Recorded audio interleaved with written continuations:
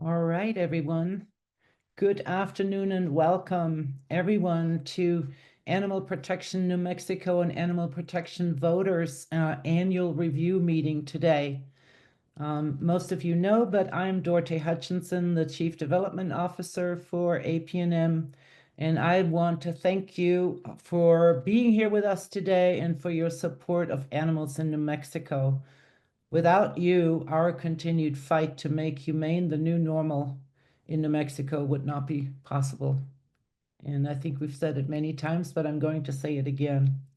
The focus for 2024 was and continues to be on developing and strengthening strategic state infrastructure for the protection of animals in New Mexico. And today we are super excited to share with you a year's worth of accomplishments and impact and provide you with a preview of what's in store for this year and even beyond. Our Executive Director, Lisa Jennings, along with several staff members, will talk about our impact, and that will be followed by a question and answer session after the presentation. Alongside with me today is our brand new Major Gifts Officer, Kelsey Martin, who will be monitoring the chat in case somebody needs help. And as a reminder, please type your questions right into the question and answer function, which is located at the bottom of your screen. Questions can easily get lost in the chat box, so it's much better to put them there and we'll address them. And with that said, I would like to get us started and we'll turn it over to our Executive Director, powerful Lisa Jennings. Thank you, Dorte, and welcome everyone. We really appreciate having you join us today to celebrate the big wins from 2024. As Dorte said, we can't do this work without you. Your financial support, your deep engagement, your advocacy, all these things matter to the outcomes that we're very excited to share and proud to share with you today. Next slide, please. Many of you, I looked at who was registered for this webinar, and many of you are very familiar with this slide. You see it every year, but it's worth repeating so that we can all remember what our job is here collectively in New Mexico. Our vision for the work is to make humane the new normal in New Mexico, help make sure our animals are treated well. Our mission is boiled down as systemic change for animals. So looking at the foundations and the systems that are required to make sure that animals are treated humanely. And then specifically, APNM and APV's operational focus is twofold. We focus on impact, which is the things that really matter to you. What changes really on the ground? What do we notice when we look around? And then sustainability is the second leg of our focus, and that is to make sure that we can keep doing this work on into the future. And that's a big part of where you come in. Next slide, please. Many of you who've attended these presentations have also seen this slide. It's a description of the way that Animal Protection New Mexico and animal protection voters work together hand in hand to move forward all of the policies and services and infrastructure that are so important to animals. And just to simplify this slide, it's really to show that APNM and APV work together in a variety of ways to move the needle forward for animals. APV can work on legislation, it can work on elections, and then APNM works on all of the services and education and enforcement of new laws. So it's just this beautiful synchronicity between APNM and APV that many of you support both organizations to do. Next slide, please. The bulk of what I want to share with you for the rest of my presentation are the two focus areas. What was the impact that we made? And then the next one will be what was this sustainability, what sustainability aspects were achieved in 2024. So first, I want to also mention that I'm just going to cover these very briefly because we have all of our qualified and hardworking staff on this call who are going to take you through the details of some of these top achievements. But I do want to just summarize that there were a lot of them in 2024, and they crossed all kinds of areas that we work on, including the legislative work, the elections successes through APV, our program development, program planning, program growth, our outreach efforts, and then the life-saving services and support that we provide throughout the state. So starting with the 2024 legislative session on the left, it's a little awkward because we just finished the 2025 session, and you're going to hear at the end of this presentation a sneak peek to what we achieved in 2025. But we don't want to forget what we did in 2024 either, now that 2024 is completed. So just as a reminder, you'll hear more about some remarkable state funding that we secured. You'll hear about the details of what that funding is going to support and has been supporting since mid 2024. You'll hear about a loophole that we closed in one of New Mexico's laws to help prevent horses going into the slaughter pipeline.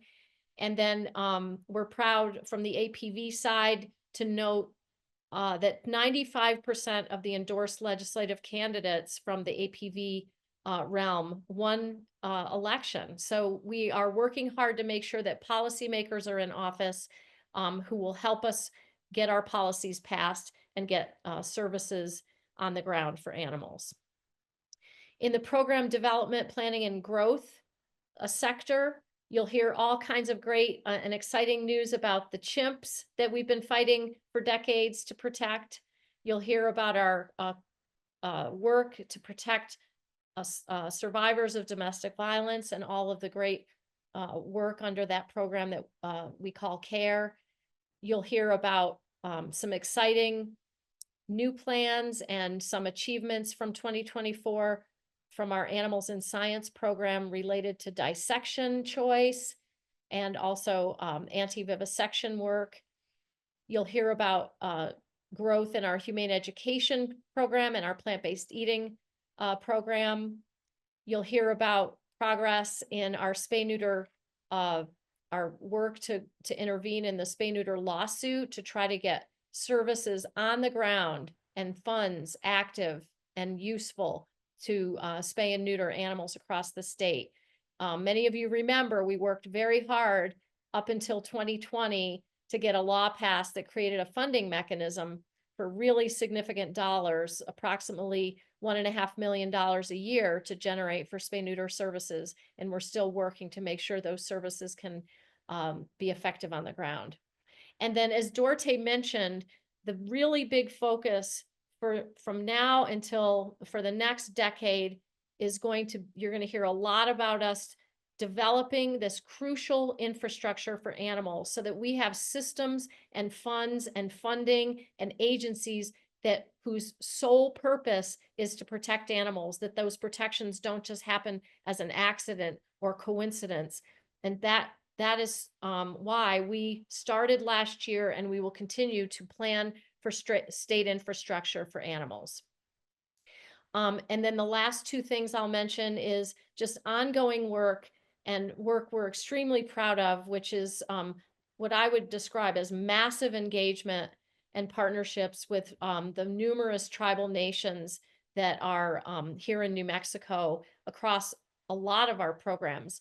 A big part of that is horse protection work, but we're also working with tribes to provide humane education, working on some dissection choice alternatives for tribal nations, and et cetera, et cetera. So you'll hear more details about all of the outreach we've been doing.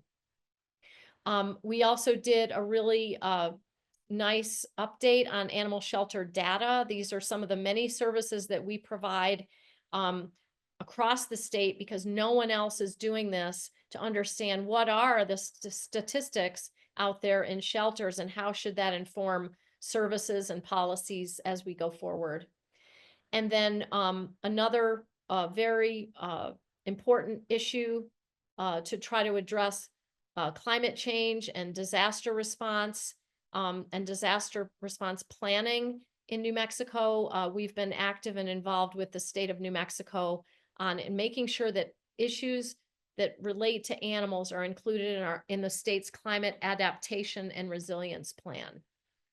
And then finally, as I mentioned, we have just this huge variety of life-saving services for equines, for domestic violence survivors, everyday people who call into our cruelty helpline, spay-neuter services in Mora County, and then life-saving services for animals, getting them transported in McKinley, plant-based meal support, and then supporting our animal control officers and law enforcement officers around the state with animal control officer training. So there's a lot there, and I'm excited to have you hear those details as we go forward this afternoon. Next slide.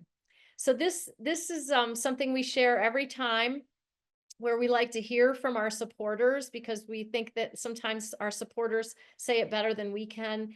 And I wanted to share this quote that came in from the Summerlee Foundation, Mitchell Fox, who's the Animal Protection Program Director. He said, "Every state needs an APNM. You have focused on a specific geographic area and you have a fantastic track record." And I want to remind you that we consider that kind of honorable statement. It's a collective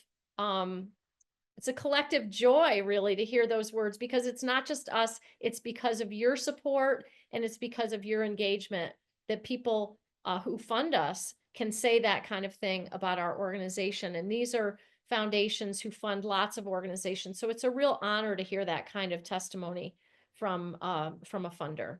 Next slide. And this slide, as I mentioned, we talk about impact and sustainability. This is really important to us. We don't want to just succeed short term. We have a lot of things we know need to change in this state, and we want to make sure we can keep doing them as long as our services and work is needed. So, as I mentioned, our focus on establishing and funding state infrastructure for animals is going to be a very big focus. We did secure a significant gift for that work that will help us for a few years for that ongoing work. This work is going to be a really heavy lift for the state because there's lots of needs across every sector that you look. And so I'm really proud of the work that we just did in 2025, and you'll hear more about that, as I mentioned, at the end of this. But we also did some meaningful work in that regard in 2024. So that will be our focus going ahead. To make that work and to make it successful, we had to make some staff restructuring changes last year, and we did that. We wanted to make sure we have people in the right place doing the right work, and we are working now more cross-functionally within our organization than ever before.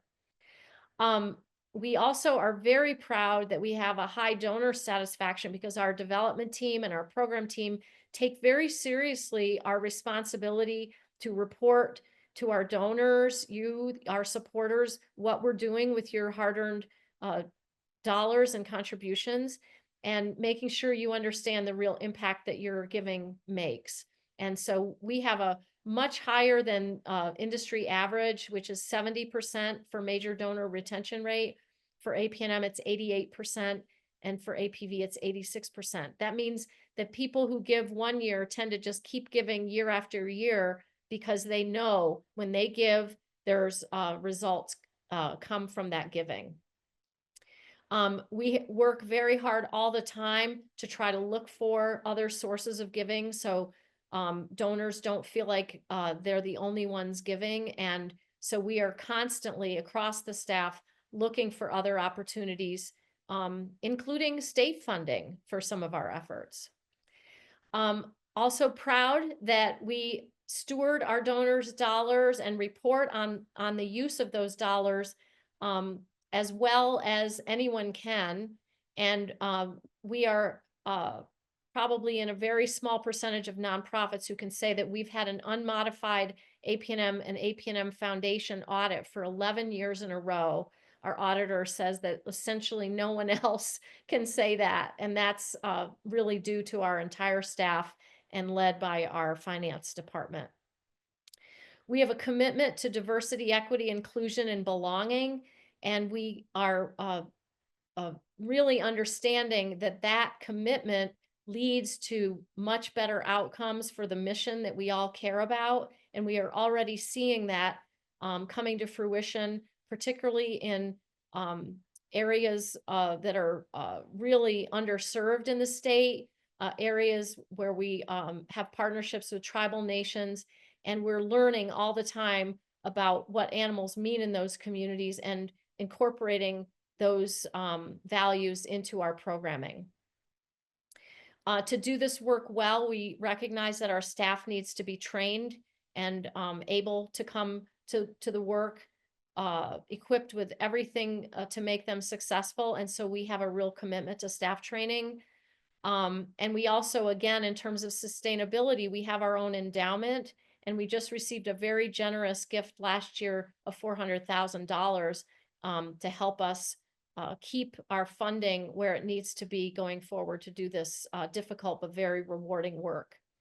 And then there is a charity, there are two charity rating groups that we subscribe to. One is Candid, and we have the highest level seal, the platinum seal for Candid. And then we also have a 4-star rating with Charity Navigator. So again, these are outside charity rating groups that look at our organization in much detail and say, wow, you guys are doing everything really well. You get the highest rating possible. So these are really things that we're proud of. And again, we know that we can do this because of you and your support. So that concludes my presentation. Next, I'm going to be introducing Stacy Sutton Kirby. She is our Chief Government Affairs Officer, and she's going to tell you all about 2024's work in her department, Government Affairs. So Stacy, thank you so much. Thank you, Lisa. Hello, everyone. Yes, as Lisa said, I am the Chief Government Affairs Officer and super excited to tell you about the 2024 wins for animals at the legislature. And then a little further along in the presentation, we'll get to talk about 2025 legislative session that just wrapped up. So first, we'll start with securing a really significant amount of money, $360,000 for the Department of Children, Youth, and Families to be able to assist families with companion animals who are experiencing domestic violence. To help folks understand, in case they're unaware of the link between domestic violence and animal cruelty, oftentimes folks who are experiencing domestic violence, they may also be experiencing, more often than not, that the abuser is using that companion animal as a way to control, to intimidate, to inflict psychological suffering on their human victims. Animals are also considered an anchor that if a person is trying to leave a situation where they're experiencing domestic violence, if they don't have a safe place to take their animal either with them to co-shelter or a safe place to keep their animal while they're trying to escape abuse, they may not only stay in the home with the abuser, or they may go back continually. That animal is an anchor. They want to go back and check on the animal or animals, make sure that the animal is not being harmed or killed.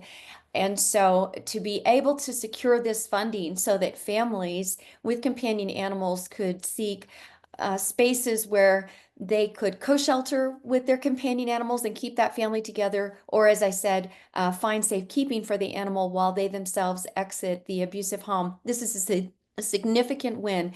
As I like to say, when we make animals safe, we make their people safer sooner so that those folks can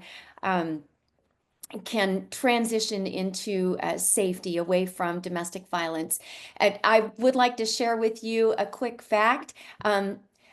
At our last look, 31% of domestic violence shelters in New Mexico offer some form of either co-sheltering or support services for people who are trying to bring their companion animals with them as they escape domestic violence. And across the nation, that percentage is much lower than 10%. And so New Mexico is ahead of the curve on that. And I very much would like to acknowledge the hard work that our Humane Communities Chief and other staff people have done to make the case so that the legislature would fund this amount to CYFD. And I have all faith that we will continue working in this vein for families in New Mexico. You'll also see the second image there of a horse with regard to closing the horse slaughter loophole in New Mexico. This is a bit technical to explain, but I'll do my best here. In the 2024 session, there was a bill that was brought that would allow the New Mexico Department of Agriculture and under them a meat inspection program to be launched. And this would be separate from the federal meat inspection program, which USDA does not allow for the inspection of horse meat. And therefore, at the federal level, it's really a no-go. There's no such thing as federal inspectors inspecting horse meat so that it can be sold for human consumption. So when this bill came up in the New Mexico legislature in 2024, this created a problem because it did not explicitly exclude the inspection of horse meat. APV got into action really quickly and worked with a legislator to introduce an amendment to that bill whereby horse meat was deemed adulterated and therefore not able to be sold for human consumption. Adulterated meaning that there are chemicals or drugs or other substances in horse meat that would make it untenable to safely consume or to sell. So that actually closed the door on making it so that anyone who would want to try to sell horses slaughtered for human consumption, they could not do that in New Mexico. And then lastly, on this slide here, this one I'm really personally attached to, having just become much more familiar with the policy not only in 2024, but throughout 2025, that is building the groundswell of demand for animal welfare infrastructure and programming support. Last session, during that 30-day session in January 2024, House Bill 191 was introduced. It was called the Animal Welfare Trust Fund and Program Fund, and it was a novel idea. It was an idea that we can't just keep trying to deal with the problems once they're in front of us, but what are we going to do to take surplus money in the state's budget and invest that to build out animal care and control infrastructure? And by infrastructure, I mean not only fiscal facilities and giving those facilities the repairs and the renovations and the equipment and supplies that they need, but also the wraparound services that really make animal care and control effective in a community, such as providing spay-neuter, affordable spay-neuter services or microchipping, vaccination clinics, that kind of thing. So House Bill 191 did not ultimately prevail in the 2024 session, but a very important conversation was had with legislators, and they really began to understand what we were facing in terms of sheltering and a shelter overcrowding crisis in New Mexico. Additionally, that's when the really hard work of forming a coalition started. And so we count that as a win for the 2024 session. Next slide, please. Okay, I can appreciate that what is on our slide here, trying to show trends in the reporting of animal cruelty incidents to our animal cruelty helpline, can be a little hard to read. Some of that font is a bit small, but the big takeaway from here is that there has been an uptick in calls to our animal cruelty helpline from 2023 to 2024, it was up 117 calls. We know that there were some anomalies that were introduced into folks being able to report animal cruelty or even suspected animal cruelty, observe suspected animal cruelty during the pandemic. And so it's not entirely surprising that we are seeing an uptick now that we are a few years out from the ending, shall we say, of the pandemic. Something else to consider is that an uptick in reported suspected animal cruelty to our animal cruelty helpline might represent a number of things. It could represent that people are more aware of what animal cruelty actually looks like.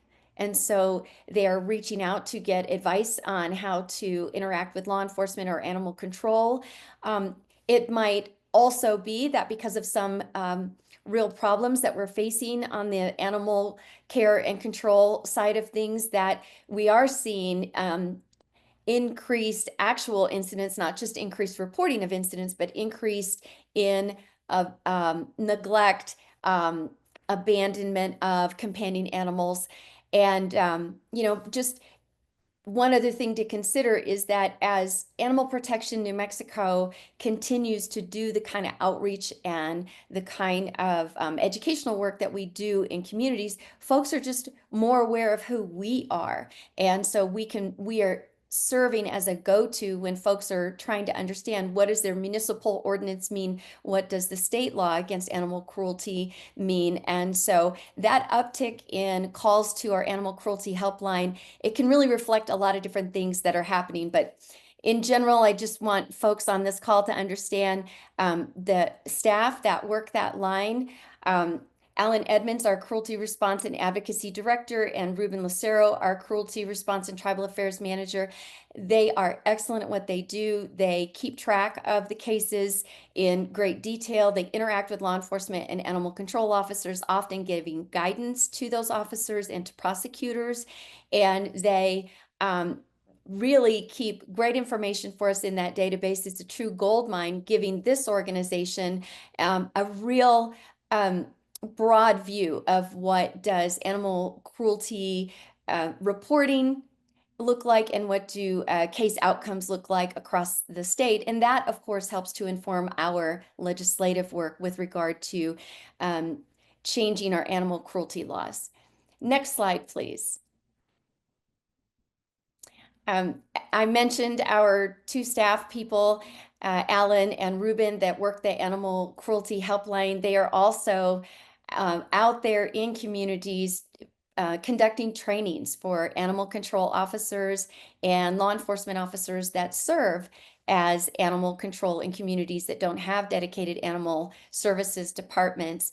In particular, APNM is able to provide scholarships for officers to acquire basic animal cruelty investigation training. And then they also, as I said, they go out into communities and conduct live trainings, often in collaboration with groups such as the newly renamed Humane World for Animals. It used to be HSUS, as well as the ASPCA and other organizations.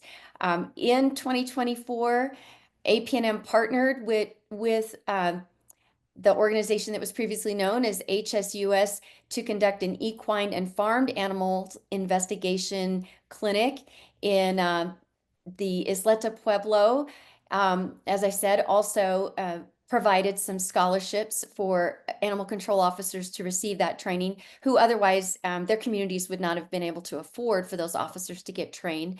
Alan Edmonds also presented at Las Vegas to a group that I believe was people not only by animal control officers and law enforcement officers, but I believe there were a significant number of district attorneys or prosecutors that were able to attend a portion of that training.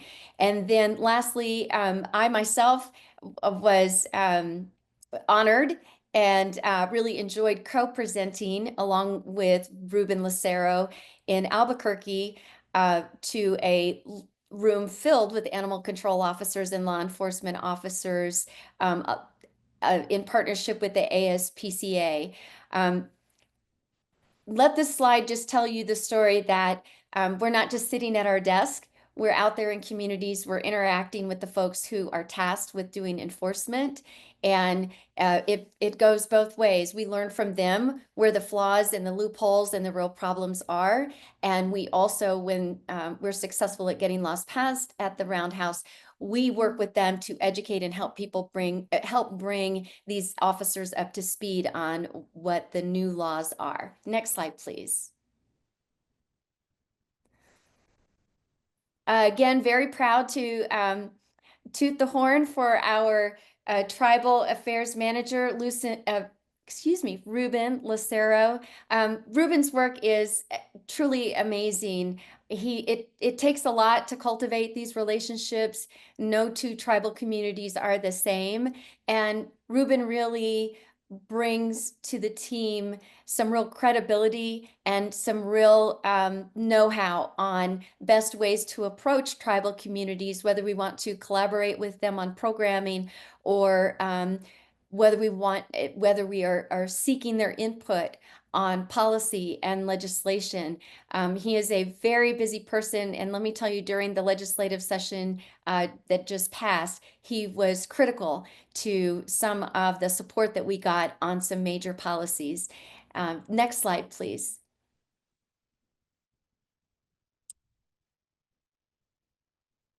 I think this is a double click slide so that it'll load. There it goes. Yeah.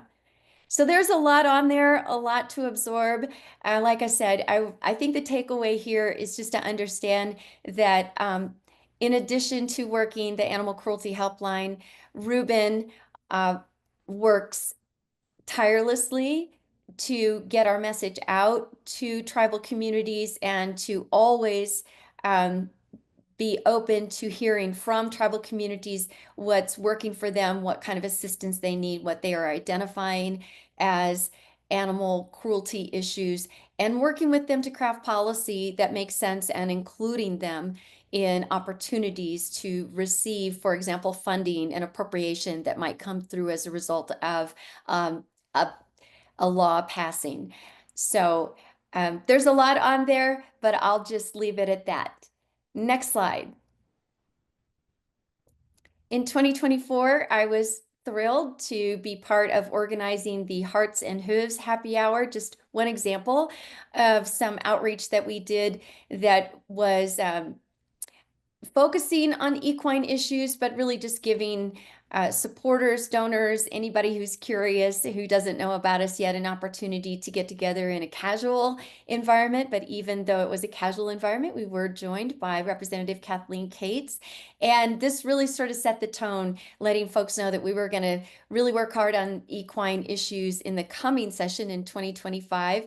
I'll also now just briefly move over to, you can see Mr. Edmonds in action there. He was at Wolfstock, which was an all-day animal adoption event and humane education event, and it was sponsored by the city of Edgewood. Just an example of us, as I said, not staying just in our offices or up at the Roundhouse, but really going out into communities, letting them know about the programming that we have, getting their input, their feedback on what's working, not working, problems that they see, and just putting a face to the name. Next slide, please. And with that, I conclude my first segment here, and I'm very happy to hand you over to the quite capable Jessica Johnson Shelton, who is our Senior Program and Policy Strategist. Thanks, Stacy, and hi, everyone. I'm so excited to be serving in this role. I moved to it in 2024, and it's really a thrill because I get to focus on animal protection infrastructure. And, when we hear the term infrastructure, we probably think about roads, bridges, power lines. But I want to take a moment to talk about what infrastructure for animals means. If our goal is to alleviate the suffering and protect animals, we can zoom in on a single animal like a kitten who's been neglected or a victim of hoarding? And what kind of infrastructure do we need? We need a system of animal control where a trained officer can rescue that kitten and bring them to a physical structure, like an animal shelter. And that shelter has a veterinarian on staff who can quickly bring the kitten to health and get her ready for adoption into a new safe home. Next slide. So that's one animal. Let's zoom out and talk about the infrastructure that we need for all animals in New Mexico. So we need two types of infrastructure. There's hard infrastructure, which are the physical structures and assets like buildings, equipment, technology. And we also need soft infrastructure. That is the human capital and the institutions necessary to deliver the services within the hard infrastructure. So that means we need laws on the books, legal protections and regulations that are enforced. We need recurring funding mechanisms and a way to move that money through an agency into the projects where it's needed. And we need trained workers in order to provide those services. Next slide. So why does this matter? Why is APNM and APV really focusing on this? We believe that infrastructure is the key to realizing our mission to make humane the new normal. It's the foundation of it all. Our mission is more than just changing the hearts and minds of individual people, even though that's important too. But in order to make the humane treatment of animals the new norm in New Mexico, it needs to be expected, beneficial, and the easier option. Infrastructure is the thing that makes it happen. If we want people to reach those mountaintops, will they opt to trudge through the scrub desert and cacti and tumbleweeds? Or will they opt to get in a car and drive along a paved road with signage? Chances are people are going to do what's expected of them, beneficial to them, and the easier thing to do. They're going to take that road. So we need that infrastructure in place to make humane treatment of animals the expected, beneficial, easier route. That's how we make it the new normal. Next slide. So in 2024, we brought renewed focus to our plans to put that animal protection infrastructure in place in New Mexico. And we've been able to break them down into 4 main components. And we like to call it, for now, our 4-paw plan. So this is what we're looking at. We want to build capacity by creating and funding a new State Department of Animal Protection that will oversee and support humane care of animals. And we don't yet know exactly what this will look like. Will it be a department or an agency or an office? We don't know, but we know that we need a specific standalone part of our government dedicated to the protection of animals in order to meet the needs of animals and our communities. We're also looking at institutions, and our goal is to establish and fund humane practices and procedures in those institutions, in state institutions like our agencies and like public schools. We're also looking at the protections themselves. We have long known that we need to overhaul our state animal cruelty law in order to optimize enforceability, make sure that there are adequate consequences, and also positive outcomes for people and animals when these situations arise. And finally, we also are looking at enforcement. So we can build the building, but we need the people to enforce the laws. We need to have them be trained and have the equipment in order to identify animal cruelty, to effectively enforce those cruelty laws, and really make a difference. Next slide. So this slide here shows the summation of some of our top achievements and the progress that we've been able to make over the past year in 2024. And there's a lot there, and I didn't want to get too much into some of the specifics because I know that my colleagues are going to be talking about this. Stacy mentioned them, some of those before, and some other staff are going to mention other victories later on and other progress.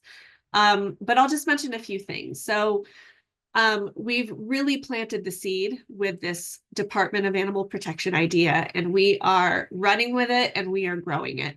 So we've started to really develop the vision and develop the campaign plans in order to help make this come to fruition and become reality. We've started talking with key stakeholders, key policymakers, candidates running for office. We want this to be a big issue that people think about when they think about what comes next for animals in New Mexico. As related to this and really spanning a broad variety of issues, we've really focused on assessing, developing, and funding our state's capacity to provide shelters to animals in crisis.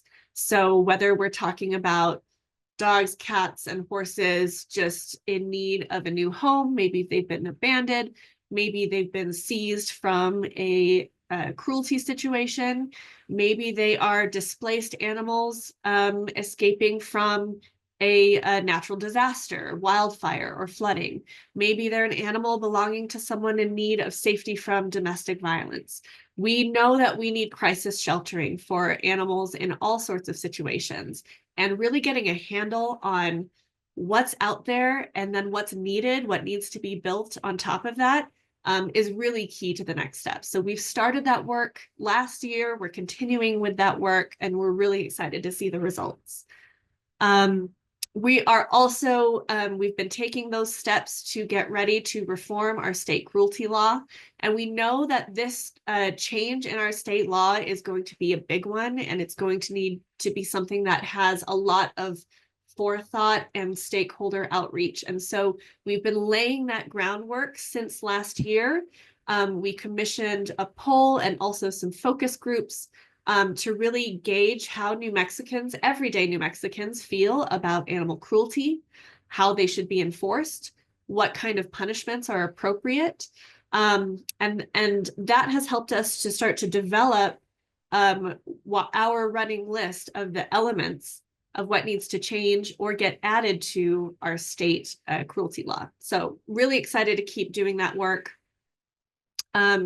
We've been involved with state agencies as they've been working on climate change adaptation and resilience, having our input into these statewide plans and thinking around how New Mexicans respond to natural disasters like wildfires, floods, and heavy storms that are tied to climate change, knowing that people care about their animals, people have animals, and those animals need safety too.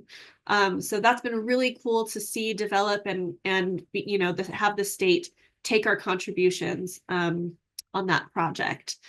There's been a lot of work last year getting ready for legislation that we tackled in the 2025 session, and I'm absolutely not going to steal Stacy's thunder, so I will let her talk about what the results were from this most recent session that ended.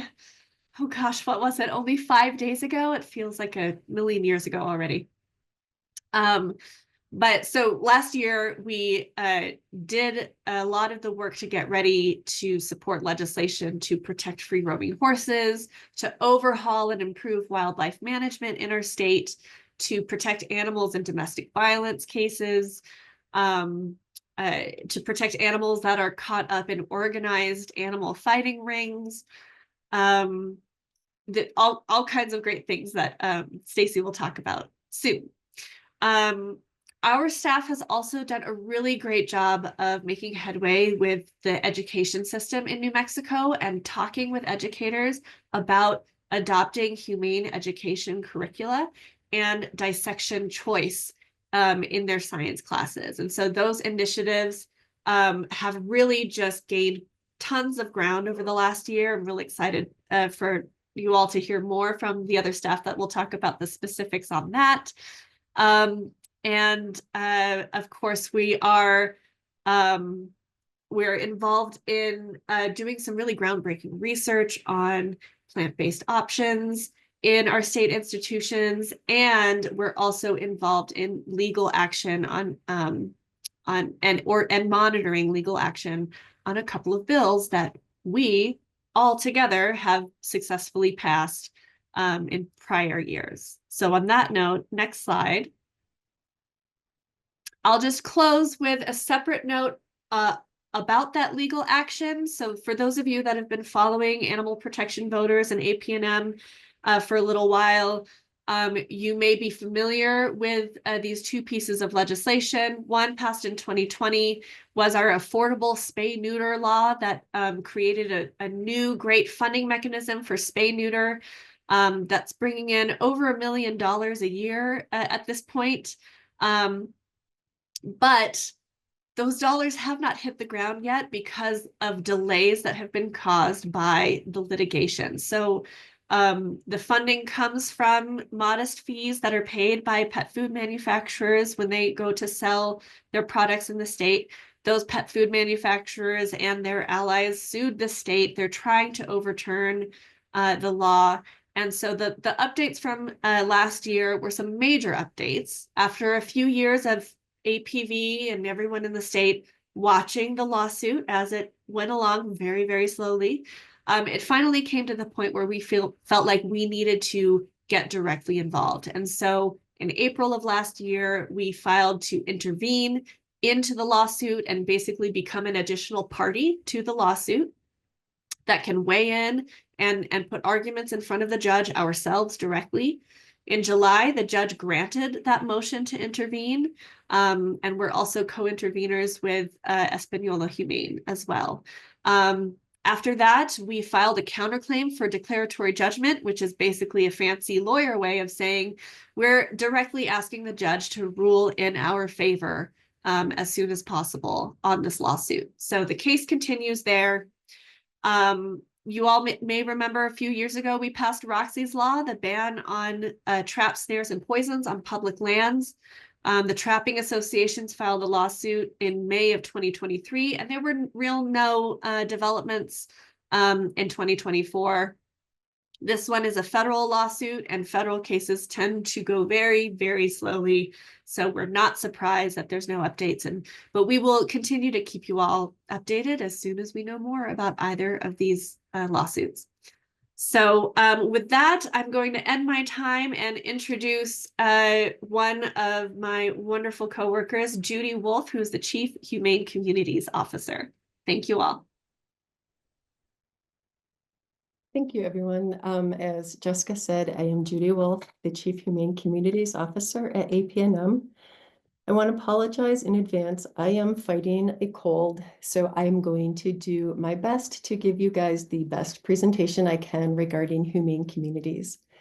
I'd like to start first with some of our cross-functional work that our department participates in, and you will see that Jessica and Stacy have covered some of these because our department collaborates very closely with animal protection voters. So the first exciting thing is we have received funding from Animal Policy Alliance. And with that funding, we have created 2 documents that examine the cattle industry in New Mexico. And the first one is titled Cattle in New Mexico, Counting the Costs. And this one looks at collectively the effect of the New Mexico beef and dairy industry on society and its daily impact on New Mexicans' lives. From that, we decided we have got some really good stuff here. How can we utilize this in the best way to help New Mexico? So we pulled out the dairy pieces and we created a new brief called Let's Be Fair to New Mexico's Children, an analysis of cow's milk and plant-based milk. This document is particularly exciting because we are going to use it as an advocacy tool to try to get plant-based milks into all New Mexico public schools. Plant-based milks right now are available in schools, but you have to have a note from a doctor or a parent. We want to make sure that anybody who wants a plant-based milk for lunch can get one. And so we're definitely excited about this new initiative.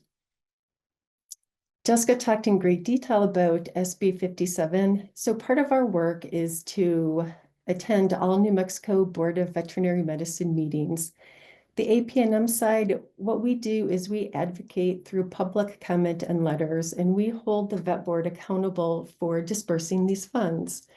We are happy to say that despite the ongoing lawsuit, rules were promulgated, which means that the vet board now is working on an application for shelters and organizations to apply for these funds that are building up from SB 57.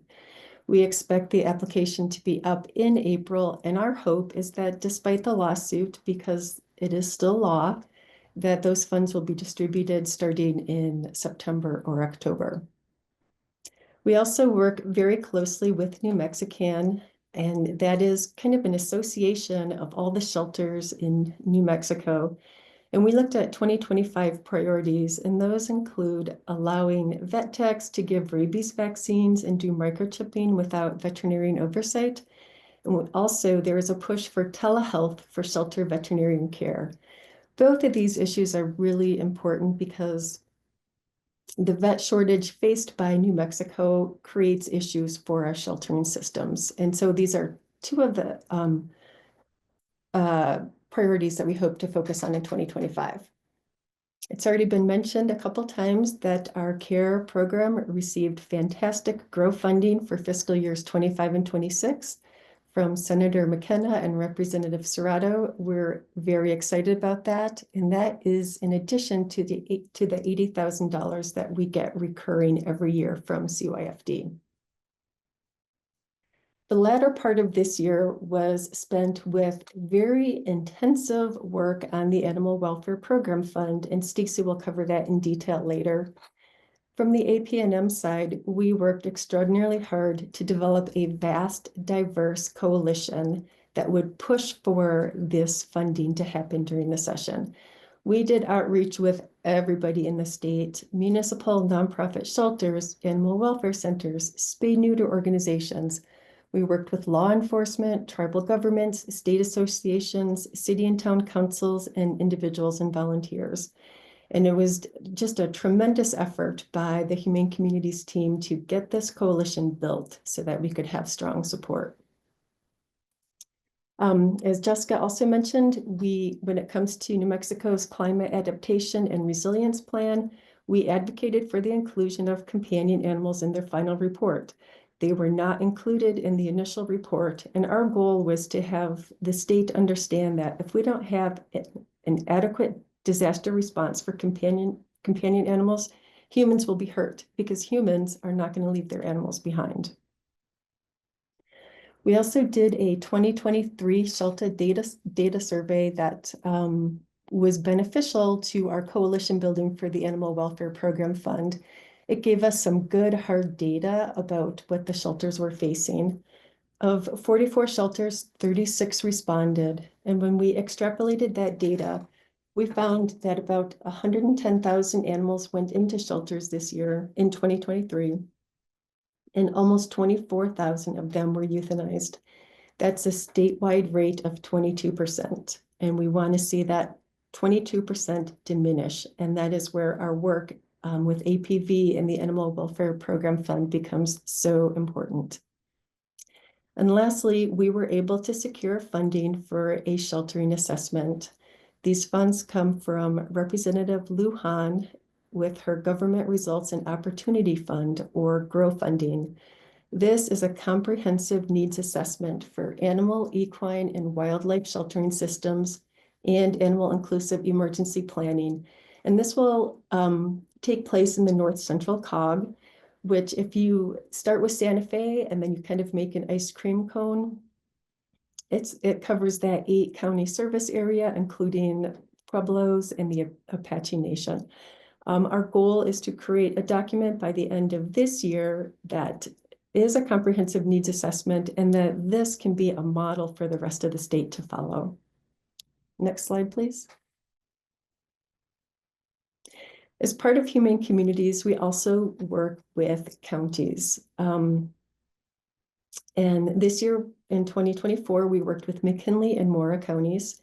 And through the Valerie C. King Fund, we were able to partner with and grant over $46,000 to Bo and Tracy Animal Welfare and the McKinley County Humane Society. As a result of this funding, Bo and Tracy were able to do 525 spay-neuter surgeries and include core vaccines for all of the animals. McKinley County Humane Society was able to do 454 surgeries, and they were able to transport 739 animals out of state, and we were able to confirm that 240 of them have been adopted thus far. In Mora County, we have a very extraordinary, generous donor who allows us to partner with Las Vegas San Miguel Veterinary Hospital. We were able to do 126 spay-neuter surgeries and 138 vaccines for clients in 11 Mora County municipalities. Next slide, please.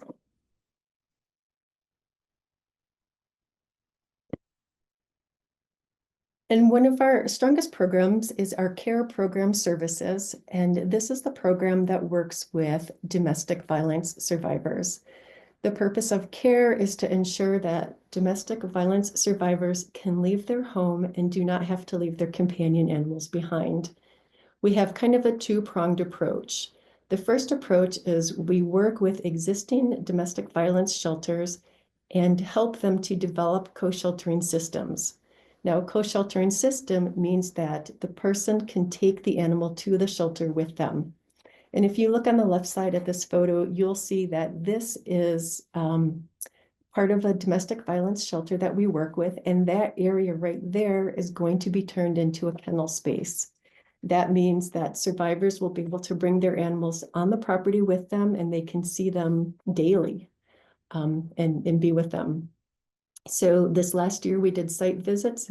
If you could see on the bottom left, we did site visits to 6 domestic violence shelters, and they are either already co-sheltering, and at that point we look at their systems and we help them to improve or fix any strategies that might need to be changed or have improvement.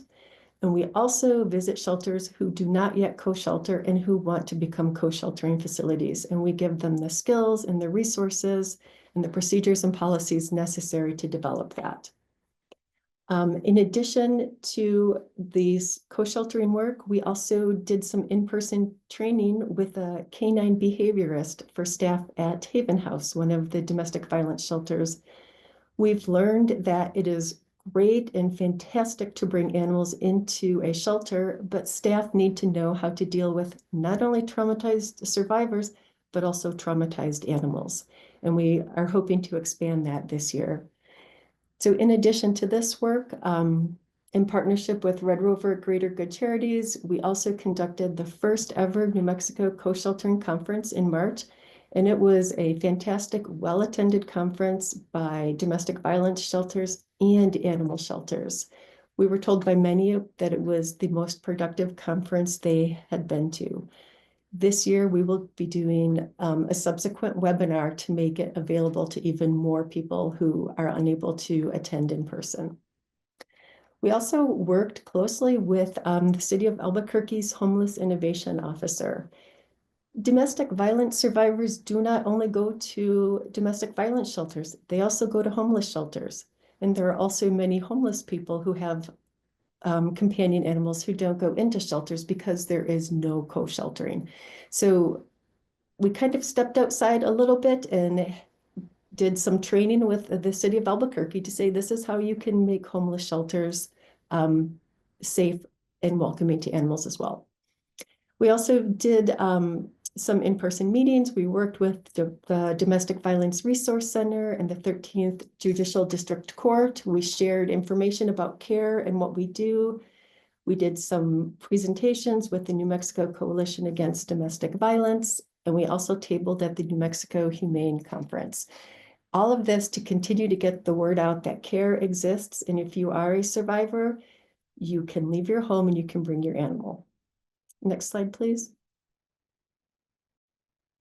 So of course, all of this begins with our CARE helpline, and that is where advocates call for their domestic violence survivor and request help. In 2024, we received 115 calls, and that involved 177 animals. 26 of those individuals, we made agency referrals for a variety of companion animal needs. We also did direct services for 55 mini grant recipients.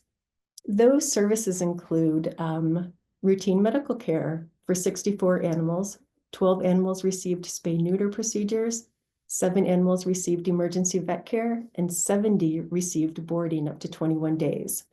The reason we do emergency and routine medical care is that animals going into shelter, we need to make sure that they are up to date on all of their vaccines. And as you know, we very much promote spay-neuter, and a lot of the shelters require that as well.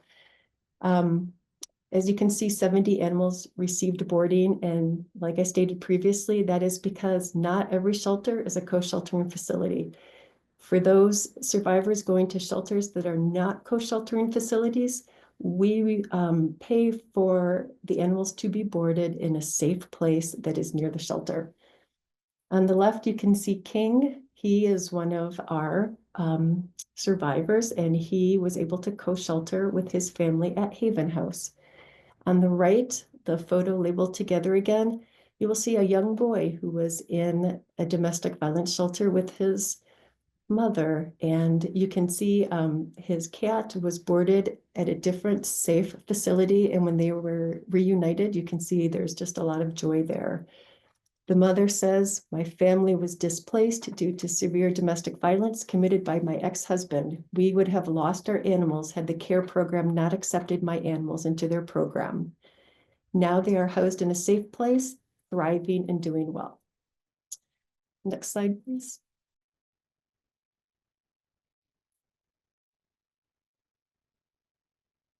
In addition, we also have our cafe program. It's a companion animal food effort. And this project is funded by the Bonner Family Foundation, and it provides companion animal food assistance mini grants to 7 other organizations throughout the state. With this funding, these organizations are able to open up small pet food pantries. The goal is to provide services so that pets can stay in the home and not have to go to the shelter. And oftentimes it's only a bag of dog food or a couple bags of dog food for a couple weeks that can make the difference between a dog or cat staying in the home or going to shelter. You'll see in the photograph on the right that Eddie, he is the inventory manager for the city of Santa Rosa. They are one of our grantees who have done extraordinary work with their food pantry, and in fact are expanding it and making it permanent, and now starting to source their own funding. Next slide, please.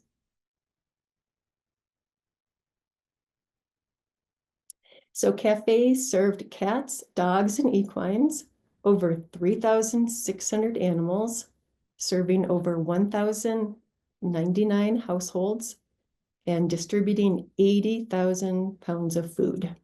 We also allowed grantees to purchase water and storage supplies. And you can see on the right side, one of our grantees is picking up their food for their food pantry. Next slide, please.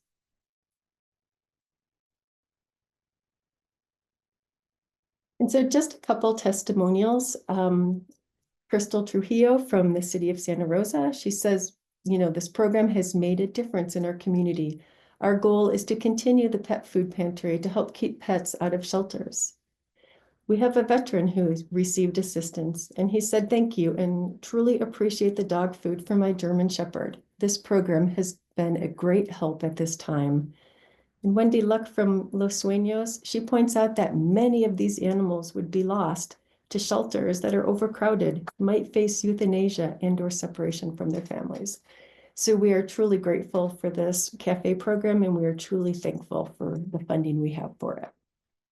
Next slide, please. And so now we have our outreach and education. The Virtual Animal Connection continues to be just a very, very popular program among not only educators in New Mexico, but among the communities that we serve and even among our own staff.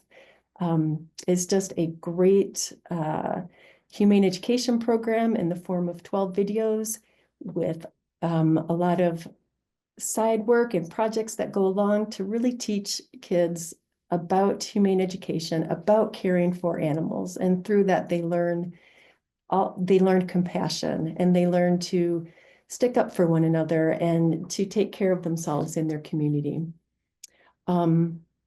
So this year we saw many returning schools, and we also saw some new pilot schools eager to engage with the curriculum, and that is always exciting.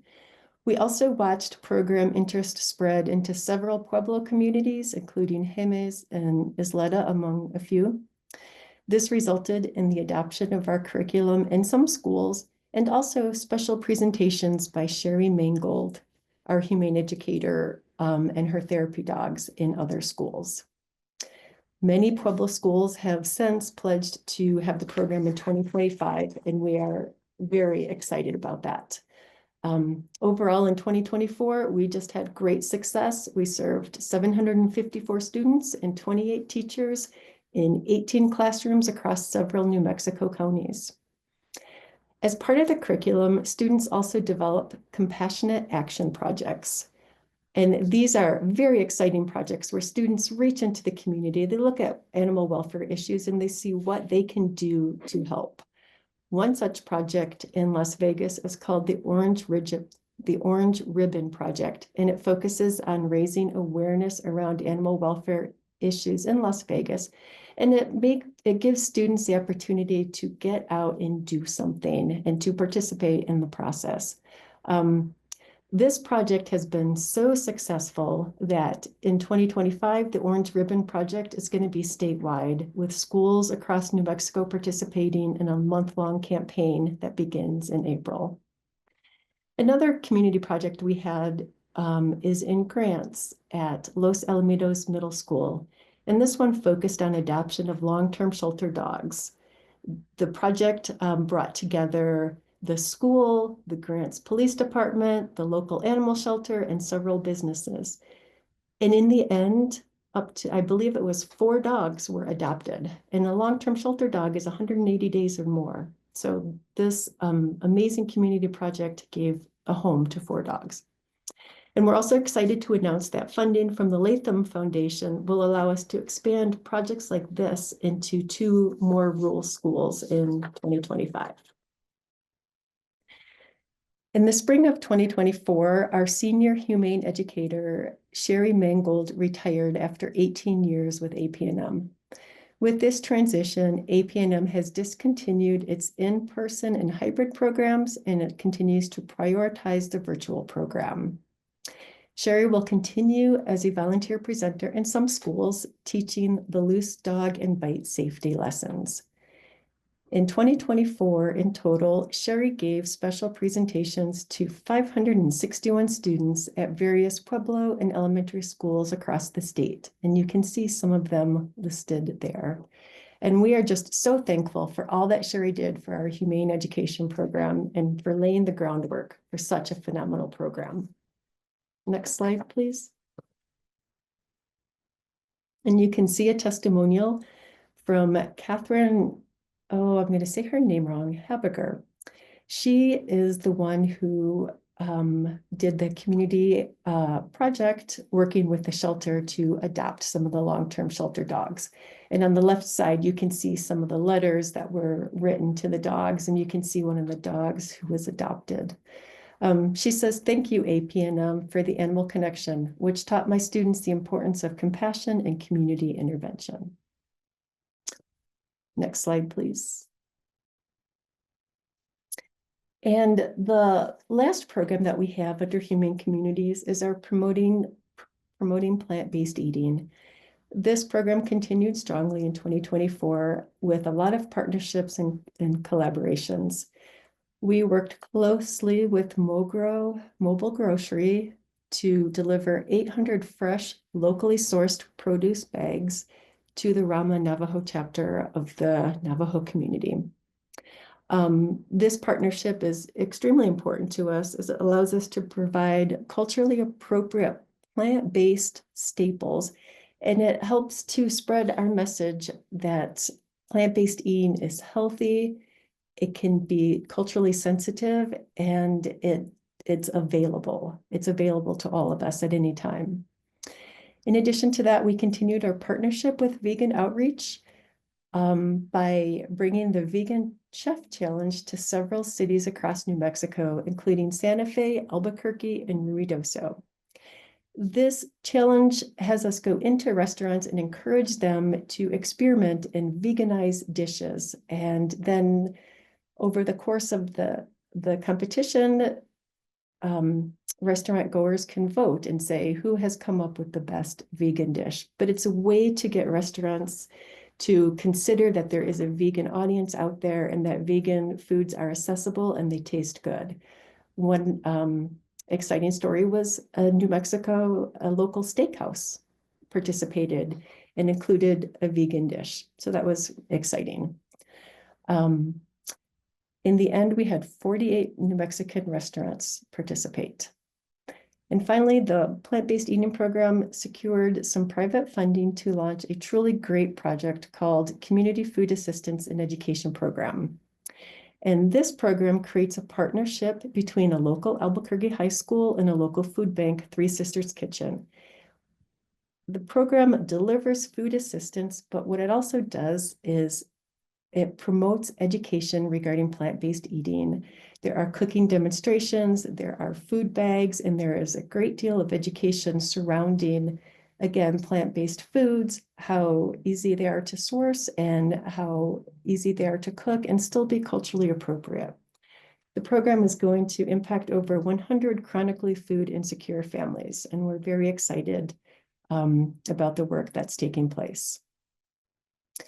And this fall, we also hired a new program manager, Daniel Abram. He is a returnee. He is a former APNM staff member, maybe known by some of you, and he's a lifelong vegan, and he is now bringing his expertise to our program. At the same time, the program has a new focus, and we have stepped away from monthly podcasts to really on-the-ground direct outreach and education to engage communities by driving a diet change. One of the first things Daniel did was develop a fabulous set of fact sheets for teenagers. These fact sheets focus on the wonders and science of animals that are typically consumed for meat. They also include a direct call to action on ways New Mexico youth can promote a plant-based eating lifestyle. And if you look to the left, you can see some of the photos of what the fact sheets look like. And I can say they are truly fantastic and engaging. He participated and helped coordinate and plan the starting of this community food assistance program and is collaborating very closely with New Mexico State University. In addition, the city of Albuquerque came to us and specifically asked APNM if we would join their Earth Day Planning Committee. There was a concern that without our participation, there would not be a vegan element to Earth Day. And now with our participation, the goal is to ensure that 60% of the food is vegan food. And again, as the year moves forward, we will continue future planning for the Vegan Chef Challenge that will be taking place later this year. This is my last slide, but I wanted to give a shout out to my entire team, and I should have mentioned their names along the way, but maybe the cold is interrupting my thinking. I want to thank Cesar Diaz, Victoria Murphy, Eliana Lyle, Alexis Johnson, and Daniel Abram for fantastic work on these excellent programming. Our goal is to do top-notch programming and model programs to prove to the state that these ideas are successful, they can work, they can have impact. So with that, I thank you very much, and I will now introduce you to Nina Edelman, the Chief Program and Policy Officer for Equines and Wildlife.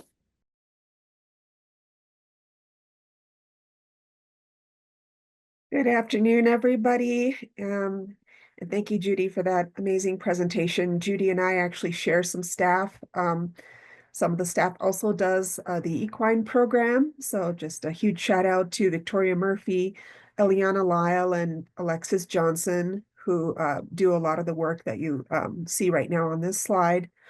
So there are equine direct services. In 2024, we were able to feed 406 equines. We were able to assist with the gelding of 33 equines and veterinary care, a lot of it through clinics, but some of it to the licensed equine shelters for 364 equines. And also assisted folks with humane euthanasia of suffering equines of 16 equines. So overall, that is 789 unique equines helped and 528 people provided aid. In 2024, we have expanded the types of clinics and the geographical reach of our equine clinics. So we've incorporated more education into some of our community clinics. There was a hoof care workshop clinic featuring farrier Randy Seiss in Church Rock, New Mexico. That was in cooperation with Navajo Nation University. It had 18 attendees, and folks were really interested in having follow-up workshops or repeats of the workshops so that more people could attend. We had a Pinedale vaccination clinic also for Navajo Nation, which was also in partnership with Navajo Nation University.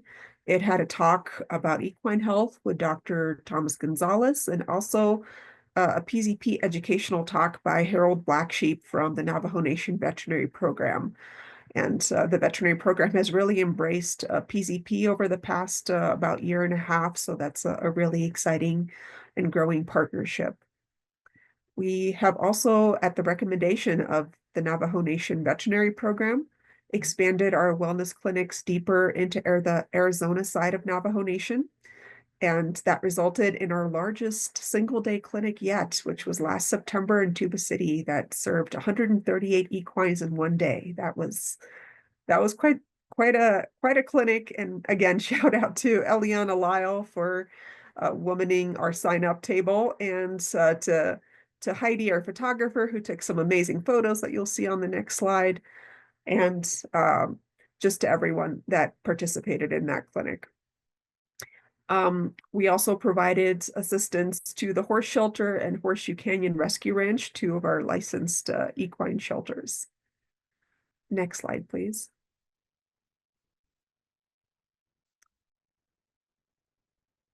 And that photo is of the vaccination station at the Tuba City Clinic. And here you have you see some of our testimonials from the Equine Direct Assistance. You'll notice a lot of folks are expressing that it's a challenge balancing the needs of their human family and of their equine family, but that their equine members or their family is really, really important to them, mentally, emotionally, spiritually, and they don't want to live without them.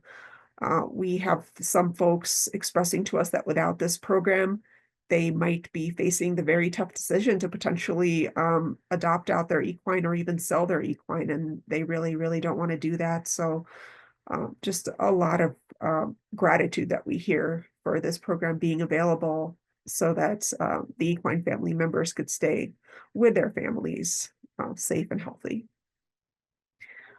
And next slide, please.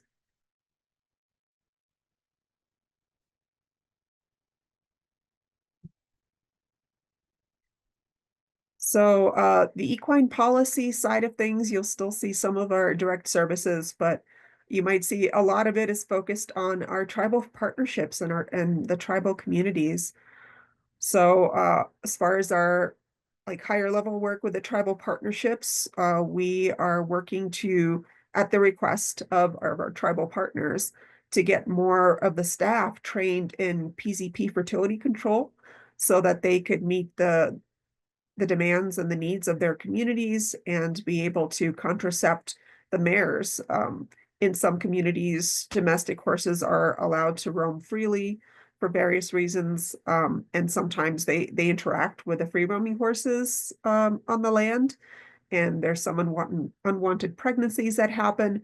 So PZP for both domestic and for the free roaming horses really is one of the key pieces in the puzzle of helping with in areas where it might be an overpopulation of horses.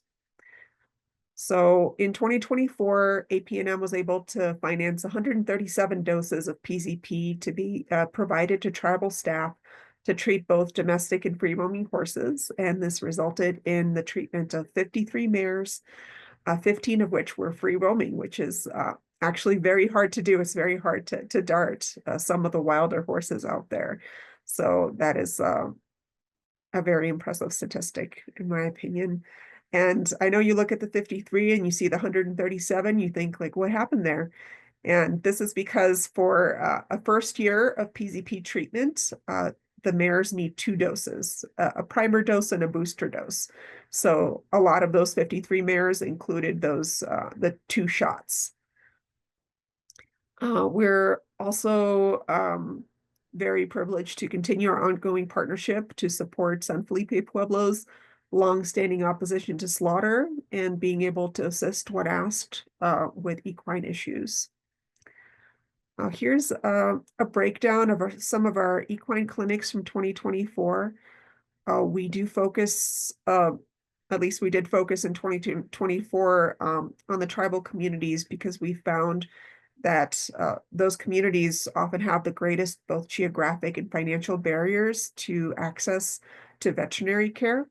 So at all of these clinics, we provide we basically subsidize the cost of the treatments so that the actual clients only pay a small, very small fraction of how much a treatment might cost. So for example, if like a teeth float, like dental care for equine might cost regularly $160, we only ask the client to pay $20 per horse and we cover the rest.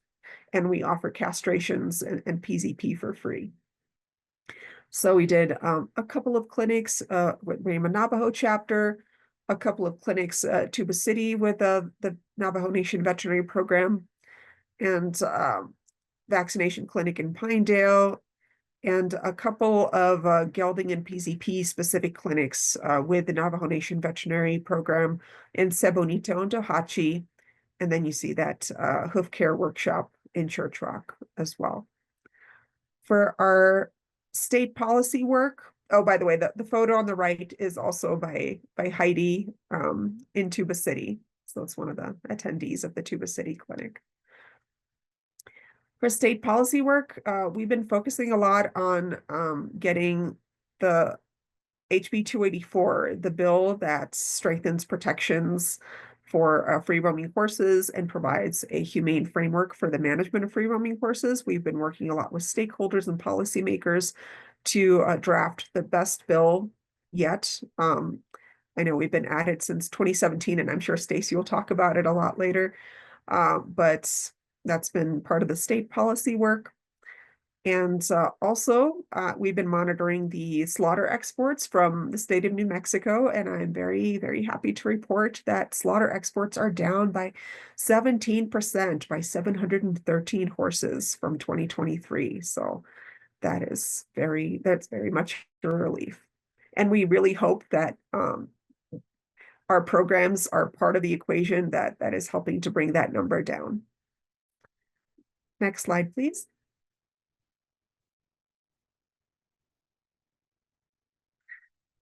So promoting coexistence with wildlife.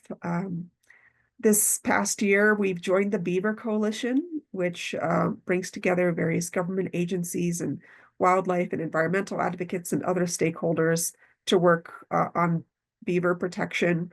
We've also endorsed the New Mexico Beaver Project, which is an initiative to work towards statewide beaver restoration and management.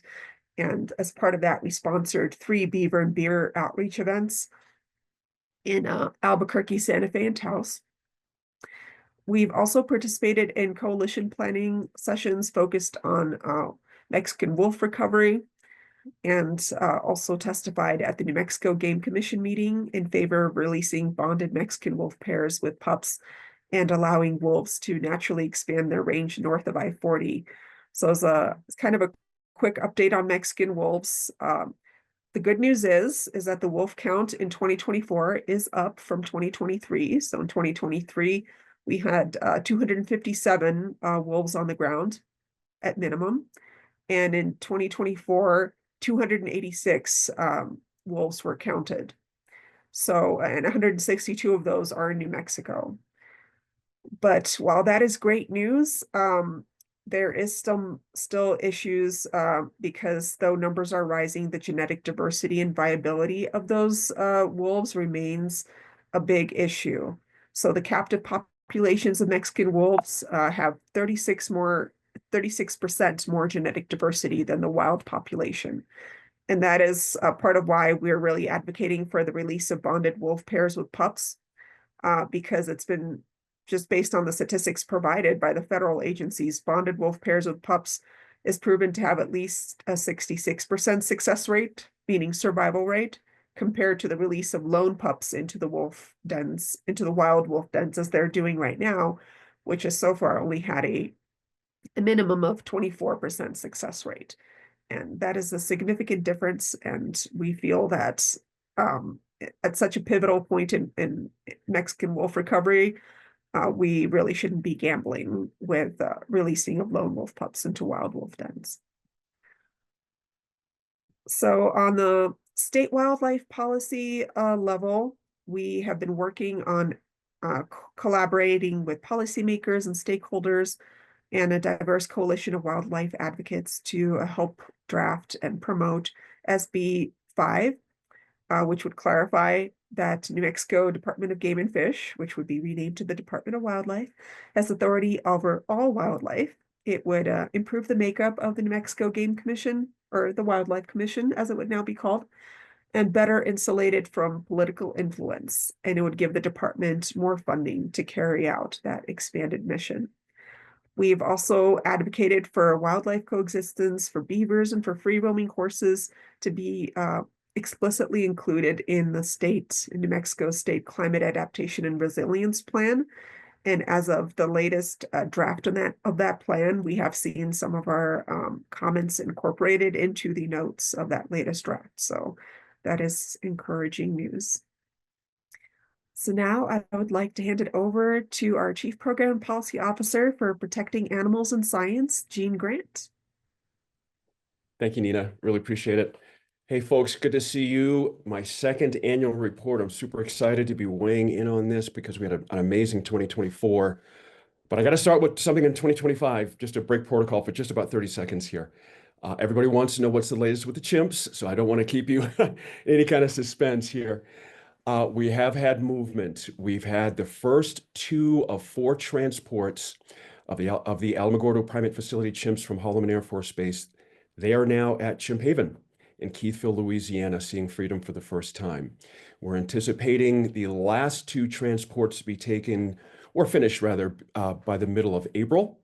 And when that happens, when you think about this, this will end a near 65-year relationship between New Mexico and research chimpanzees that started officially with Ham on January 31st, 1961, nearly 65 years ago. It's kind of sobering, but that's where we are now. We're very excited about that. Now, let me peel back to 2024, tell you why this happened and how this happened, because it was an amazing year. As you see here, we generated a lot of media over the year. New York Times, Albuquerque Journal multiple times, Santa Fe, New Mexican multiple times, lots of different placements. And this was part of a year-long effort that included media, citizenry, New Mexico citizens, high-flying folks in our congressional delegation. As you see the bullet down, the next to last one there, those folks were absolutely fantastic. We did it. We never gave up. And this is something we really want to get across to folks. Lisa's been in this fight for 28 years. I'm new to it. I had a lot of predecessors, shoulders I stood on. We got it done, but we're going to have a celebration about this on May 10th. So I want you to put a little note down on your calendar for that as well. You'll get official notice of that soon. Next slide, please. Anti-VIV, interesting. 2024, we really developed, I feel like, a great direction for the rest of 2025 and beyond to 2026. And that is our, as you see in bold there, the need for a higher standard of care. What that really means is for lab animals being used in New Mexico labs, we're not, we'd all love to get to a place where we can release all animals of all types out of all labs. That's not happening anytime soon. So in the meantime, we have to make sure there's a higher standard of care and not the minimum, which is not quite good enough. As you see, we started to talk to like-minded national organizations who are involved in the work of lab secrecy. We've had good conversations with Humane World for Animals, formerly HSUS, Animal World International, PETA, many conversations. We're getting very quickly down the road about having a very new approach about lab animals here in 2025. And that's going to include, you see the second bullet there, our Protecting Animals in New Mexico Lab Scorecard. I'm very excited about this. I've been working on this since about last August. This is really designed, as you see, to be a living document for policymakers, supporters, just regular public folk to know what's going on behind the scenes as best as we can determine for each one of these labs, for each one of these animals, and the public will know as best we can what is going on in all of these labs. And the scorecard is going to be a critical part of this. And in fact, I'll give you a little hint. We've had some recent violations in 2024 with some local labs that we're going to be talking about right out the gate when we release that scorecard. The congressional delegation you see at the bottom there, interesting. A lot of the members with key committee seats, to bounce back up to the bullet just above that, are really involved with what's called non-animal methods, or NAMs for short. You'll be seeing a push for that from APNM, from Animals and Science as well, through 2025. Going into 2026, this is the new thing because we're at the point where we can really start to think about using other ways other than animals for certain kinds of protocols. And there's lots of ways to do that now. It just needs to be adopted, which means the money that comes in to fund animal research has to end, and we're working on that as well. Next slide, please. It will be dissection choice. I'll just start it as we're going there, and see our frogs there. Let me start with the photographs. The upper left picture is important. That is a new frog from PETA, and they pulled off a very interesting thing here. They went coast to coast with this new reusable dissection alternative frog, sold them for $5 each, got a huge uptick rate or a take rate or whatever you want to call it. And it's really helped elevate the idea of using alternatives out there. So I have to really give them a lot of credit. It's really a nice turn of events. So what we have done through 2024, going into our efforts this year and into 2026, is we're opening up our targets to include post-secondary and higher ed. Interesting about that, there's a lot of activity in New Mexico with using alternatives to dissection in higher ed, and they're looking to reach down to high schools to partner with, and we're going to be right in the middle of that. It's very interesting to be in that right now. The second bullet is a tag on to what I just mentioned. We're going to be spending most of our time, our efforts prioritizing rural communities with high Native American student populations. This came to us last year when we did a table presentation at the New Mexico Science Teachers Association last October.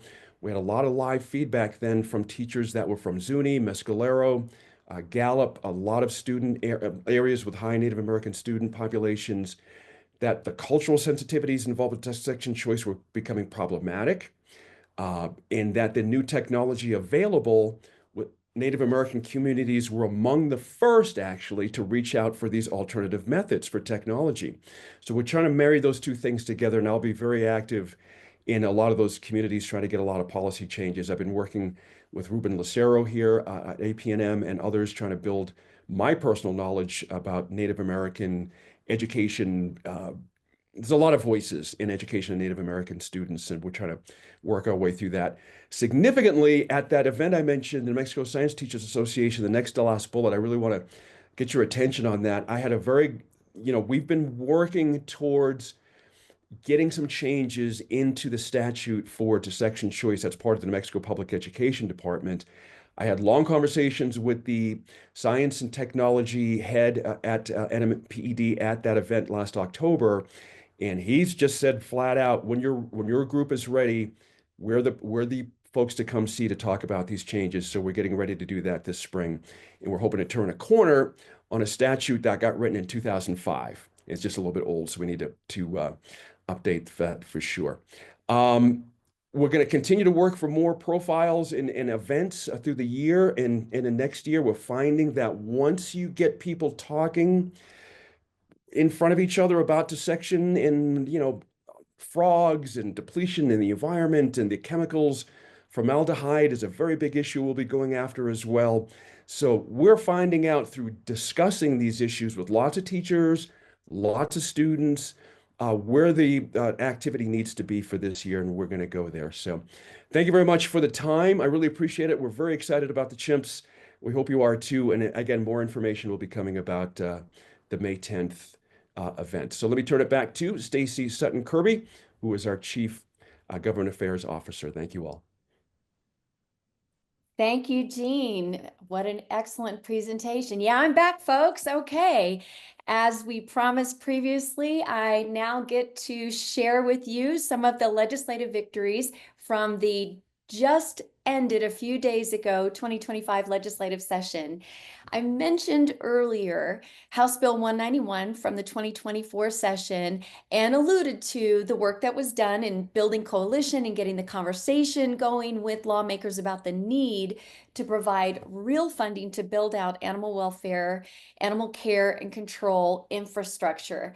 And that leads us to House Bill 113. House Bill 113 establishes the Animal Welfare Program Fund, and if signed into law, so I want you to put a pin in that, we'll get back to that in a second. If signed into law, it will take the $5 million that was appropriated by the legislature and make that available as grant funds as well as contracts for animal care, control, and service providers. What do I mean by that? I mean that eligible entities such as shelters, municipal and county shelters, tribal entities, and even nonprofits whose primary purpose is providing animal welfare services, they can apply for grant funding through the DFA, the Department of Finance Administration.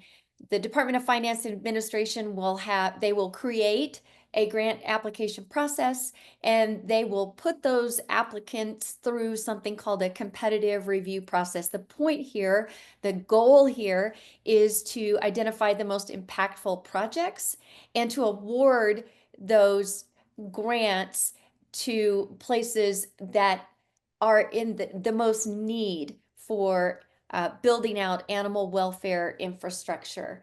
As I mentioned, a $5 million appropriation accompanies House Bill 113. This is heretofore unheard of. This large amount of money for investing in animal care and control and animal welfare has not happened before. Something I also want to circle back to is, as Jessica talked about, we're laying the groundwork. Having the conversation with legislators about the need to fund our animal shelters and our rescues, something we really learned along the way is that we might exist in this world where we really understand that animal well-being is inextricably linked to human well-being, but not every legislator knows that. We're really fortunate here at APNM, APV, that our folks know their stuff so well that they're really able to communicate those intersections between animal well-being and human well-being. But it really came down to having conversations about, look, if you don't have animal care and control services in your community, you have a higher risk of things like maulings and attacks from loose dogs, a higher risk of transmission of rabies from unvaccinated animals.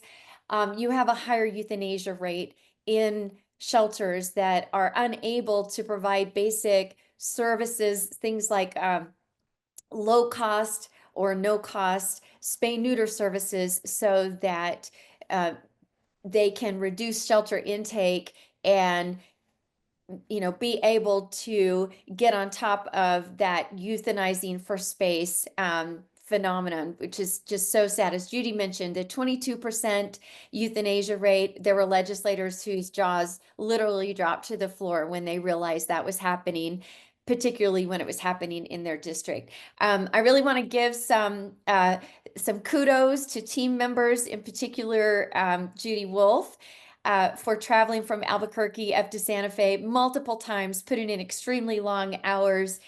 Thank you also to Ruben Lucero, who's not on this presentation, but he did extraordinary work doing tribal outreach to help make sure that tribal communities could be included in being able to access the grant funding that's going to happen through House Bill 113 if it gets signed.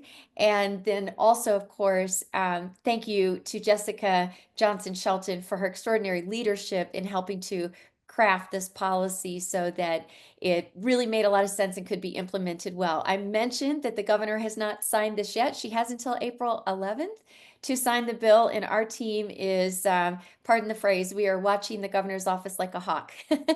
And we are in communication with them. Just today, we visited the office and had a great conversation with staff there, making sure that if there's any kind of feedback that we need to know about House Bill 113 and the other bills that I'm going to talk about here, that we are in the loop on any concerns or questions the governor's office might have. I'm going to skip down now to House Bill 284.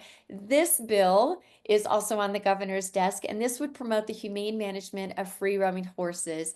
Probably a lot of folks on this call are aware that there are areas in the state where free-roaming horses come into conflict with communities, perhaps by straying into roadways and causing vehicle accidents. In other places, they damage property. They come onto folks' private property and eat their vegetation. There are concerns about free-roaming horses intermingling with owned horses. What is a free-roaming horse? I mean, there are even just these big questions about, like, well, who's supposed to be managing them? And heretofore, our state statute that was supposed to govern the management of these free-roaming horses, it was just unworkable. It required a DNA test that is impractical to administer. It required an entity that had no capacity or experience in managing herds of free-roaming horses to do that management. And it was really taxing a state agency, the New Mexico Livestock Board, with doing work that it just really didn't have the capacity to do as well. So House Bill 284, I need to mention the sponsors. Chair Representative Matthew McQueen, along with Senator Pat Woods. They've been working on this policy for years, and this session they were finally successful at getting it passed. And so, as I mentioned, the bill is on the governor's desk, and if it goes into effect, the New Mexico Livestock Board will then be able to register free-roaming horse experts who will be able to use humane science-based methods to manage free-roaming horses in New Mexico.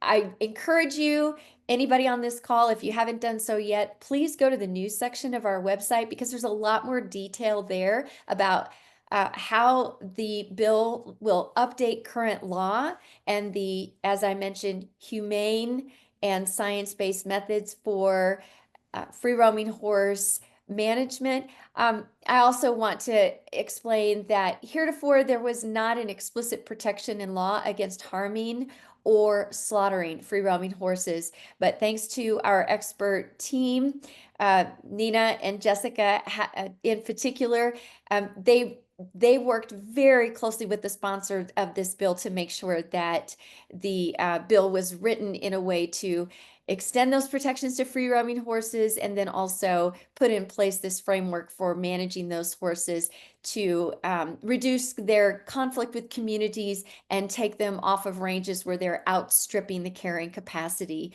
of the land. Next slide, please. Okay, next up, Senate Bill 5. I need to mention the sponsor here as well. And I'm going to go back to House Bill 113 in a second and talk a little bit about the sponsor, but let me just dig into Senate Bill 5 here. So Senate Bill 5 it was a long time in the making. As I understand it, over 9 years of really trying to pass a bill that would reform the Game Commission, would modernize the Department of Game and Fish, which is overseen by the Game Commission, and would bring substantial funding to the department so that it could actually fulfill its mission. Animal Protection Voters was thrilled to be a part of a wide coalition that worked on this bill, and I'm super happy to explain that the governor has already signed this bill into place. I think Nina already mentioned that as a result of Senate Bill 5 passing, the Game Commission is now renamed the Wildlife Commission, and the Department of Game and Fish has now been renamed the Wildlife Department or Department of Wildlife. This is significant. It's not just symbolic. Something really critical to understand here is that the Game Commission and the Department of Game and Fish being named that and being just focused on that, it meant that their policy and their activities were primarily driven by folks who purchase hunting and fishing licenses. And that wasn't really acknowledging the broad range of ways that people in New Mexico appreciate wildlife in our state. New Mexico has according to some experts, it's the 4th highest rate of biodiversity amongst all the states in the United States. And people come from all over the country, not just to hunt and fish animals here, but to photograph them, to observe them, and to be what's called a non-consumptive user. So passing Senate Bill 5 is really a paradigm shift in the way that the Commission, the Wildlife Commission, and the Department of Wildlife are going to focus on preserving our biodiversity, focusing on species that are in the greatest need of conservation, and acknowledging that there's a lot more that is going on in terms of people interacting with, enjoying our wildlife here than just hunting and fishing them. Hugely significant, a $10.5 million appropriation was attached to this bill.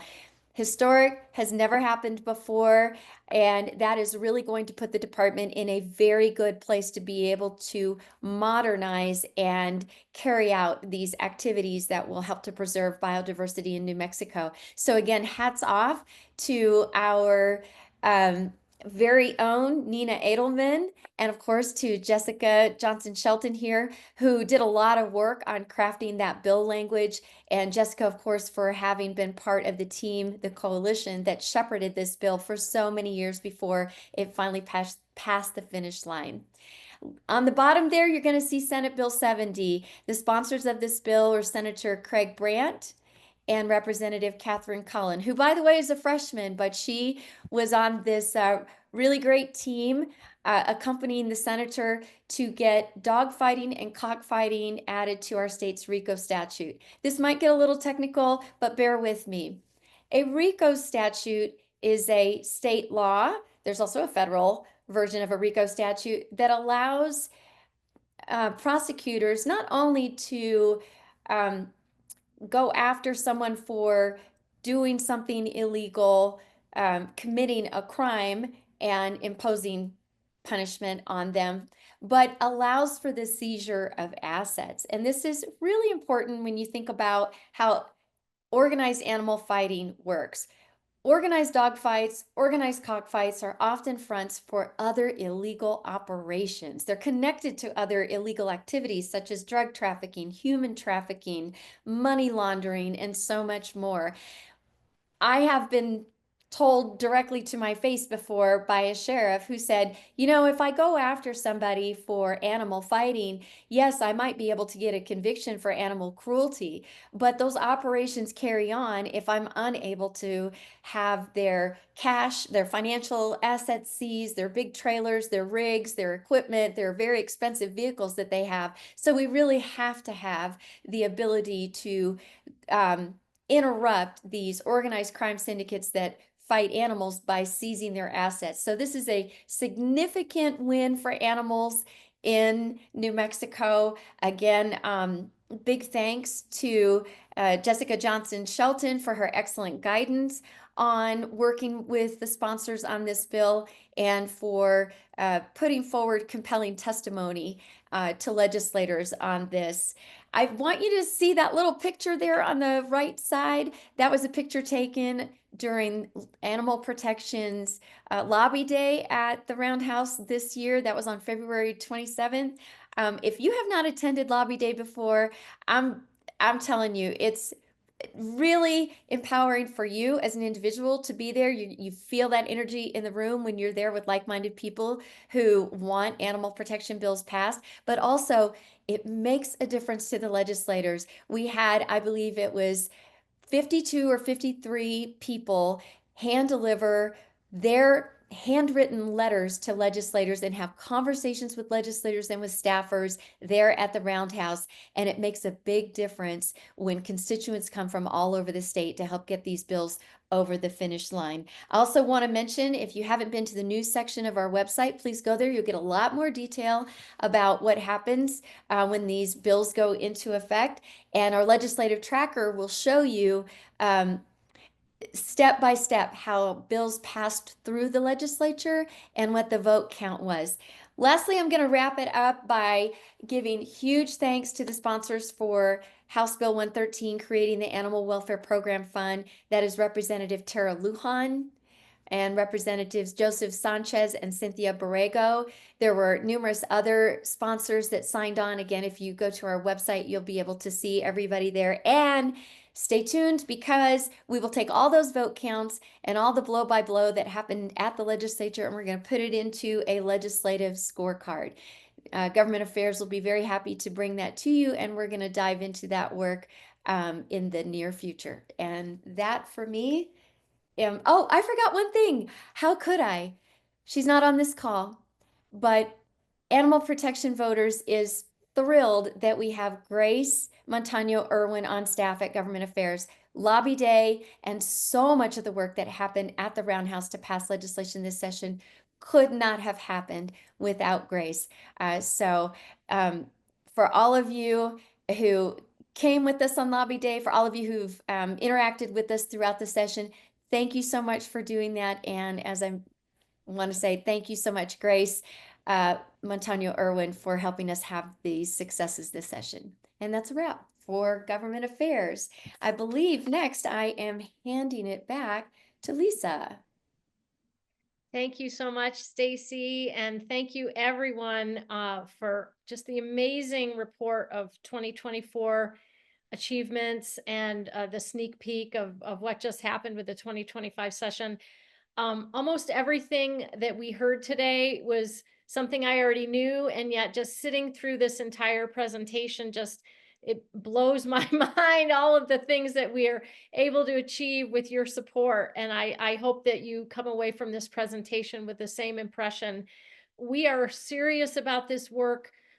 We want to do this on your behalf, and we are incredibly motivated every day to help animals in this state. It matters to you, it matters to us, it matters to the wellness of our community. So I just, first of all, thank you so much to this amazing team. I want to mention our board of directors for both APNM and APV, our hardworking volunteers that make all of this happen. And this last slide, I really have two more, but the next one is more of a promotions for our APV fundraiser that's coming up. The APV has its fundraising Laws and Paws event starting April 1st. The slide before was just, I won't go through it, but we do have our plans already in place for 2025. It's really mostly a continuation of everything that you've heard today, continuing our powerful services, continuing to work cross-functionally, and in partnership with anyone who will work with us on making a difference for animals in these communities. And a big part of that resides in the policymaking world, which is what we do under the umbrella of Animal Protection Voters. So I will end with this plea to ask you to please, if you are already involved in supporting Animal Protection Voters, to please support our Laws and Paws event. You'll be getting a lot of materials about that over the next 3 weeks. And when you're being asked to give, if you can, please think about what you just heard and the milestones that we're making. As I said, we are serious about this work. If we have the resources, we are willing and able to put them to work to make things change in this state for the better, for the things that all of us care about. And so thank you so much for coming and listening to all of these exciting achievements, and for being with us over all this time. And now we have an opportunity through the question and answer. If you have any questions, we will try our best as a staff to answer your questions. Thank you. Yes, back to me. I just wanted to say we currently have only one question in the Q&A folder down there, and it addresses something I was going to say anyways. The question Melinda has, is it possible for us to get a copy of these slides? There's a lot of good information here. Yes, rest assured, we are recording this meeting and we make the recording available to everyone who has registered by sending you a link via email. Just know that it's going to take probably around a week or so to edit it properly to send you a nice copy of it. So that answers hopefully Melinda's question. And then we have another question, let's see. And that is probably going to you're probably government affairs. Mari Rodriguez from Las Cruces, she is saying, should we be reaching out to the governor or do you have that 100% handled? Thank you. Thank you for that question. If you go to our what we call the blog, the news section of our website, you will find under House Bill 113 and House Bill 284, you'll find, I believe, a link that will take you to the governor's website and give you good guidance on using your voice to request the governor sign those bills. We absolutely are in communication with the governor's office and we feel really confident, but it never hurts for the governor to hear from constituents that they support these bills. Thank you so much, Stacy. And that looks like it wraps it up unless, no, I don't see anything else in the chat or nobody's texting me either. So with that, I just want to say thank you so much, Lisa, and my wonderful colleagues at APNM and APV for sharing this powerful information about the work in 2024 and giving you an update on what just happened in 2025 and what's going to happen in the future. You guys, everybody is awesome. The animals are being helped, and thank you. We appreciate all of our attendees' interest, the good questions, and just thank you for taking the time to be here with us. We appreciate you and everything you do for the animals and wish you a great evening and a wonderful weekend to come. Thank you.